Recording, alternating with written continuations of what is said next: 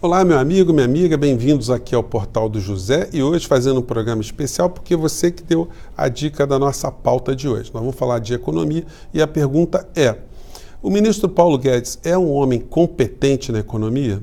Da onde vem o ministro Paulo Guedes? Que experiências ele tem? Será que ele consegue tirar o Brasil dessa situação de estagnação econômica e apontar para um rumo onde o povo brasileiro será o beneficiado? Ou será que o ministro está atuando a favor de pequenos grupos empresariais?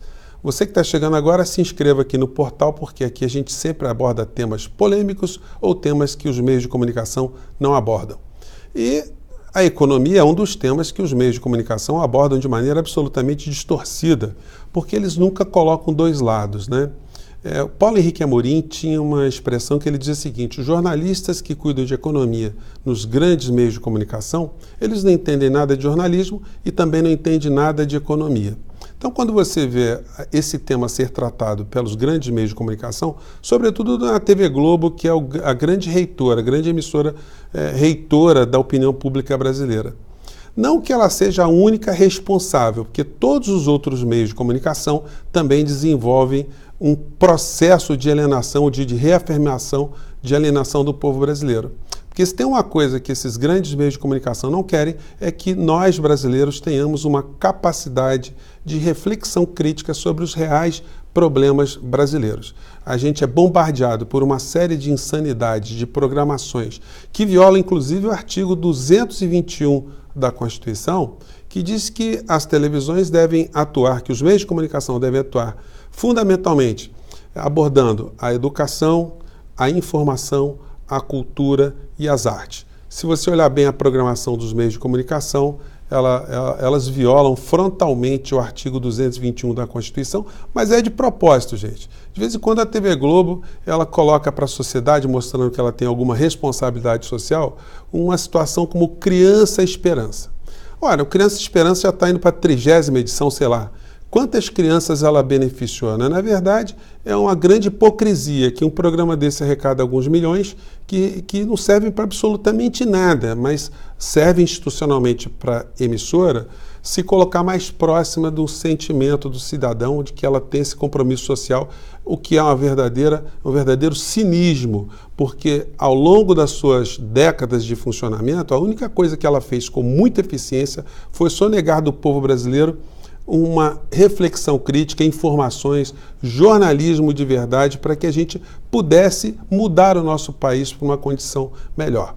Esse modelo todo tem feito com que cada vez mais pequenos grupos, como a família Marinho, se beneficiem, se enriqueçam e a grande parte do povo brasileiro fique ao relento em relação aos seus direitos sociais. E o que tem a ver o governo Bolsonaro e Paulo Guedes no meio dessa história? Simplesmente é a continuação da novela. É mais um capítulo. A gente teve ao longo das últimas décadas a adoção de um modelo econômico liberal ou neoliberal. A gente teve no governo do PT alguns lampejos de políticas voltadas para diminuir as desigualdades sociais, mas infelizmente não foram sequer suficientes para levar algum tipo de consciência crítica para o povo brasileiro, que acabou, na sua grande maioria, né, favorecendo a eleição de um personagem como Jair Bolsonaro.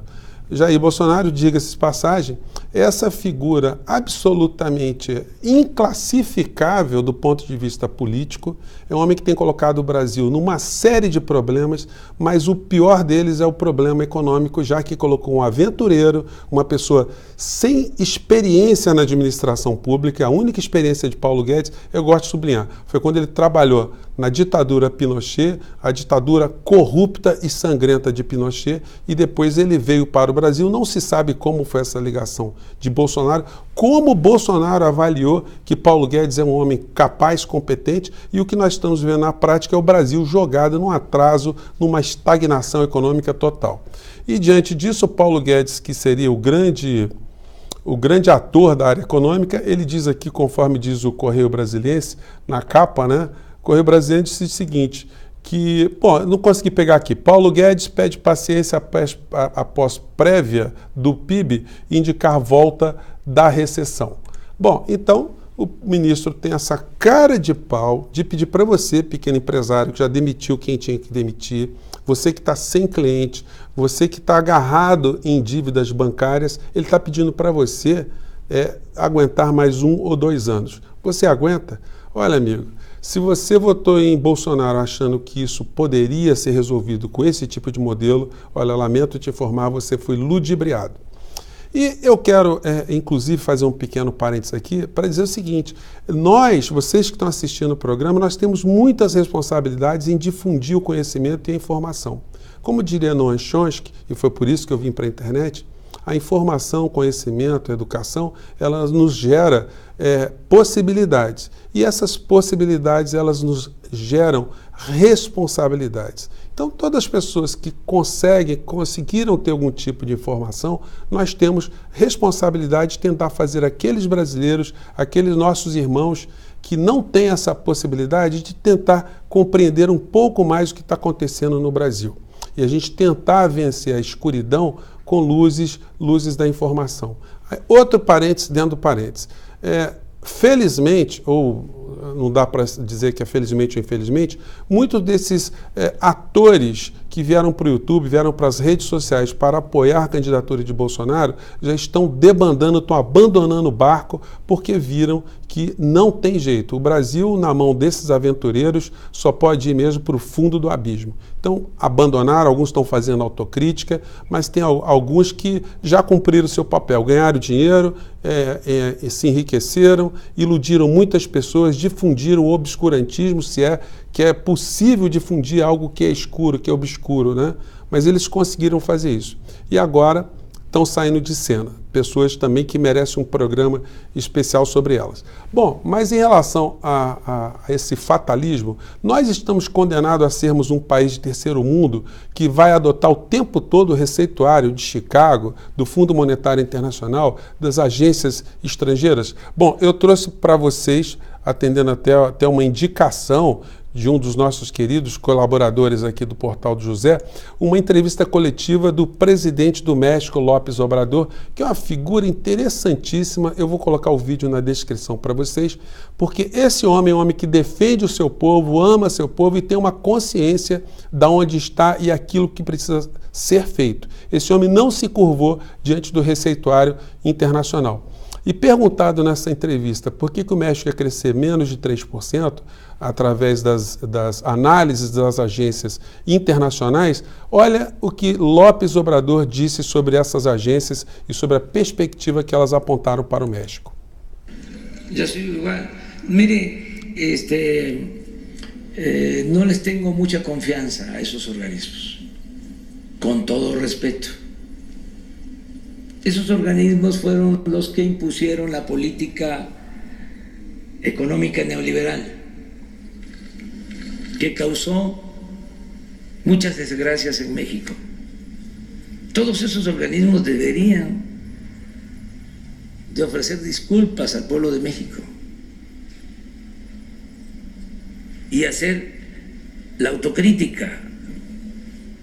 Es decir, lo que propusimos resultó un fracaso y causamos um grave daño a los mexicanos. Gente, não precisa nem fazer tradução, né? Acho que deu para entender bem. Ele falou de uma maneira muito pausada. Quando a gente compara o presidente do México, que é um homem que tem absolutamente consciência do que está fazendo, com o presidente brasileiro que não tem noção, ele está cercado por seus filhos que não tem os miolos bem organizados, cercado por um bando de puxa-sacos fundamentalistas, de pastores evangélicos que carreiam para apoiar o governo, um bando de fiéis que não tiveram a chance de ter uma reflexão crítica mais apurada sobre o processo social, pessoas que acreditam que o problema brasileiro está sendo dirigido por Deus e esses pastores utilizam a Bíblia, utilizam a religião e o nome de Deus para apoiar uma figura como o Bolsonaro, que é um homem que tem horror à Bíblia, diga-se de passagem, né? E mais um núcleo militar que está apoiando o Bolsonaro, um núcleo de militares aposentados que oferecem esse tipo de respaldo para o governo, e um bando de pessoas também que são lunáticas, pessoas que são ligadas a teorias exóticas sobre a existência da humanidade. Então, quando a gente compara López Obrador com o governo que a gente tem no Brasil, olha, a barra fica pesadíssima. O incrível é ver parte da elite brasileira que ainda apoia esse governo Bolsonaro. Eu não tenho dúvida nenhuma que o governo Bolsonaro está em rota de colisão com o poder. Ele vai acabar numa situação muito ruim, seus filhos vão acabar numa situação muito complicada também, e seus seguidores vão ter vergonha de dizer que apoiaram o Bolsonaro, como muitos que apoiaram outras pessoas no passado têm vergonha de assumir o seu voto e o seu empenho nos dias de hoje. Felizmente, alguns já colocaram a cara para bater, já saíram, já abandonaram, estão denunciando a farsa e o abismo para onde esse governo Bolsonaro está jogando o povo brasileiro com esse garoto propaganda do sistema financeiro que é Paulo Guedes. Gente, eu fico por aqui, um grande abraço, e se você quiser abrir seu canal no YouTube, se eu puder ajudar, mande seu recado aqui pra gente, que o que eu puder ser útil, gente, vamos jogar mais luzes, vamos ampliar as nossas redes, vamos jogar conhecimento, vamos atingir o coração e a mente desses brasileiros que não têm a oportunidade de usar esse espaço que a gente tem para pensar sobre o futuro seu, o futuro da sua família e o futuro da nossa pátria. Um grande abraço e até o próximo vídeo. Tchau.